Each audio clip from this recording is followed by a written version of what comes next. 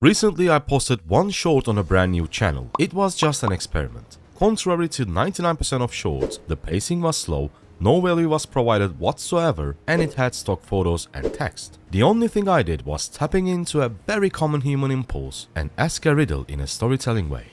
And I will show the video at the end of this one. The whole purpose was to observe the video performance and the audience behavior to something as simple as that. First few hours, nothing, which was expected since it is the only piece of content on the channel, but then suddenly it skyrocketed and passed 2,000 views in just 1 hour. And I was like, oh my god, I finally cracked the YouTube algorithm.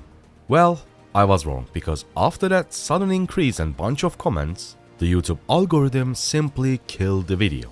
For the past few days, it almost got no views at all. And this got me thinking, why? Why the algorithm picked up my video, pushed it to thousands of people, but then decided to show it to almost no one? Is it a bad video? Then why push it in the first place? Is it a good video? Then why suddenly stop pushing it?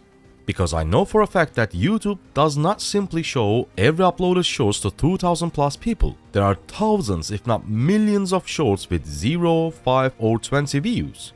So I was looking for an answer, and after a while, I came across an interview with a YouTube employee. One of the questions we get a lot is, why do I have like a certain amount of views and then it just drops off? And that's also part of that seeding process, because there's no real concept of impressions in a feed. Right. Like for long form video, you can have the thumbnail up and maybe people click and they don't, but you're getting those impressions. And then you can see that doesn't exist in a feed. So you have these seed audiences.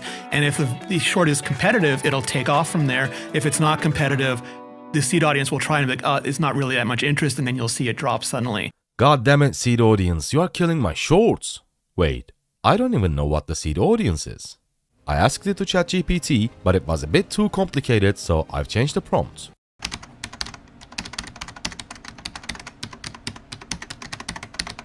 Imagine you have a new toy that you want to share with your friends, but you are not sure if all your friends would like it or if it will be popular with everyone. So what you can do is select a small group of your closest friends who you think would really like the toy.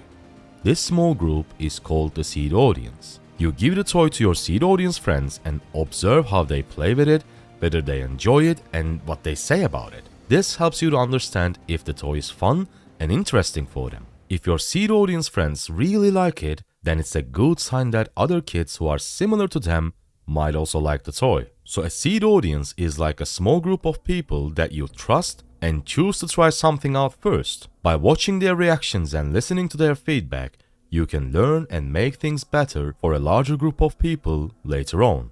In this example, the toy is your YouTube short and your friends is the seed audience on YouTube. How they play with it is the retention and swipe away percentage. So I think the problem with my shorts was simply the poor viewer experience. The video was simply made to trick the algorithm. It was made to make people curious, grab their attention with a primary impulse in the first few seconds, and ask for interaction with comments at the end of it. And I think we were successful. I think those principles were the whole reason why the YouTube algorithm suddenly pushed it to thousands of people under 60 minutes. But having literally zero viewer satisfaction elements in the video was the main reason why it got rejected by the seed audience that YouTube trusts. I'm really curious what happens if we actually manage to combine both. Is it possible to go viral with just 1 or 2 uploads if we follow the same principles but make an actual video that provides value or entertainment? You know what to do to find out. And of course, there is one more key element that is as important as value or entertainment: a good storytelling. If you analyze the recent most popular shorts by creators that are not viral, who doesn't have millions of subscribers, pretty much every single shorts, with exceptions of course, do have an amazing story. I mean, the guy orders a pizza while he's on a train and tries to convince the restaurants to deliver a pizza to a train station. Okay, at this point, it's getting ridiculous. But it simply shows us how important storytelling is. And the basics of it are actually quite simple. Part 1, introduction. Part 2, conflict. Every good story needs conflict or a problem that needs to be resolved. This can be a challenge, a goal to be achieved, or an obstacle that the main character must overcome.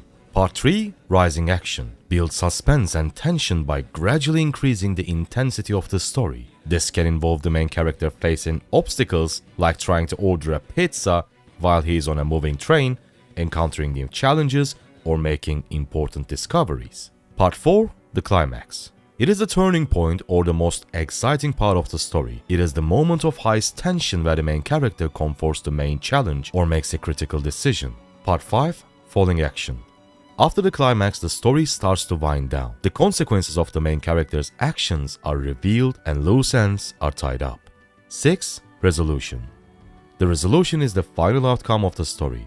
It shows how the conflict is resolved or how the main character's journey concludes. Just like this guy getting his pizza at the end of his shorts. And Part 7. Theme or a message. A good story, which can be your YouTube video or shorts, often has a deeper meaning or message that it conveys. It can be a moral lesson, a reflection on human nature, or an exploration of a particular idea. The theme adds depth and gives the audience something to think about. Remember, these are all general guidelines and storytelling can take many forms and styles. The most important thing is to captivate your audience and take them on an enjoyable journey through your storytelling skills.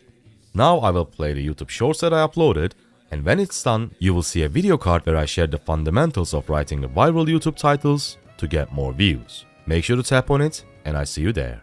Can you solve this? 2 fathers and 2 sons went fishing one day. They were there the whole day and only caught 3 fish. One of them said, "That is enough for all of us. We will have 1 each." How can this be possible?